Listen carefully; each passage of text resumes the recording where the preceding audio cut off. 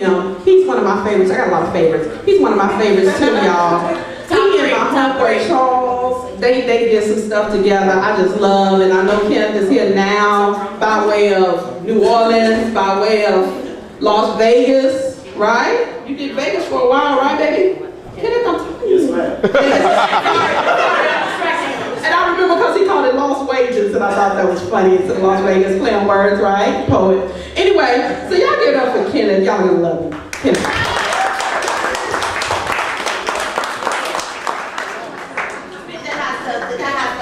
So you know how y'all get comfortable when you're at home, you kick off the shoes and you do whatever because you're at your house? That's how I feel tonight, man. Let me tell you. I walk around San Antonio, I work for Sony, and I go into like retail stores and stuff, and I'm always doing my poetry to myself because I don't have no audience. And tonight, we got an audience. So check this out. So I'm normally a real clean-cut guy, waves and so forth. Back in August, my mom took ill, and I decided to kind of let my hair grow back till my mom comes back to full strength. And as you can see, she still has not come back to full strength. So tomorrow I'm flying to New Orleans because she's going to have surgery. So just keep me and my family and my mom in your prayers. I want to say what's up and thank you for your father's piece. That is obviously a category that it goes largely overlooked. And I want to tell you, you're the man for doing a poem in front of your mom, dude. So I can finally say this with confidence, man. My book is going to be published next year. I've got 5 poems in it. All I got is 5. Like, I was from the New Orleans Center Poetry, and we would do poetry 5 nights a week. And when Katrina hit, like that was it. Everybody went to their separate cities, and it just hasn't been the same. So I want to thank y'all for coming out, continue to support it. And I'm doing one of the 5 poems that's going to be in my book. It's called On Mother's Day. It's my Mother's Day poem, right? She was the rock. When other women only wanted to be the blanket that kept me warm, and word is born, I loved her like I knew I'd miss her when she was gone. Some men only buy them flowers on Mother's Day, when on any other day they'd rather say perhaps we shouldn't meddle with our schedule, which is just a better way of saying I'll see her next lifetime. I hope salvation allows us the chance to see her next lifetime. Because who of you can name the day or name the hour when we then will make time to bring flowers, say a few words, stay a little while, wiping the tears from our smile. Because despite our inclining ages and wages, we never quit being her child. You see, wildflowers grow free, people think, but they don't know me. Inhale this poem slowly, reflecting back on childhood days and how she hold me. You see, the last time I saw her, she told me to make her proud. Baby boy, those tears aren't allowed. Turn my back, and like that, I'm 22, doing what I see grown men do, planting dreams that grow into goals. Meanwhile, she was at home, growing old.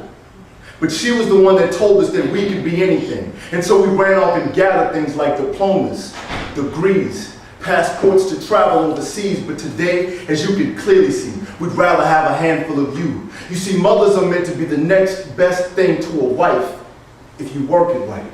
But most of our teenage lives, we worked them like mules, then taught them to play by the rules we break, taking the very lift of her life, leaving only the lonely gray moss. Ponder then the cost of loving these little brown boys that never quite outgrow the cradle, yet never quite fill the shoes our forefathers left behind.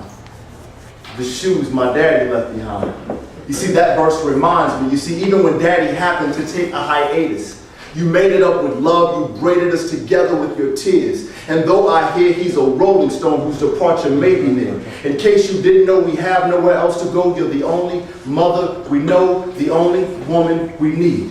You see, this piece bleeds with sincerity. It cries the tears of our criticisms and how I think about how most mothers work their wombs off just to be scoffed at and then discarded for losing their looks halfway between labor pains and the all too frequent love layoff. Contrary to popular belief, female emotion and a mother's devotion never take a day off. You see, way off in the future, I see a day when young black boys grow up to be strong black men, where we reclaim our position in that God gave us girls to grow into wives and women, so love them, love them, love them.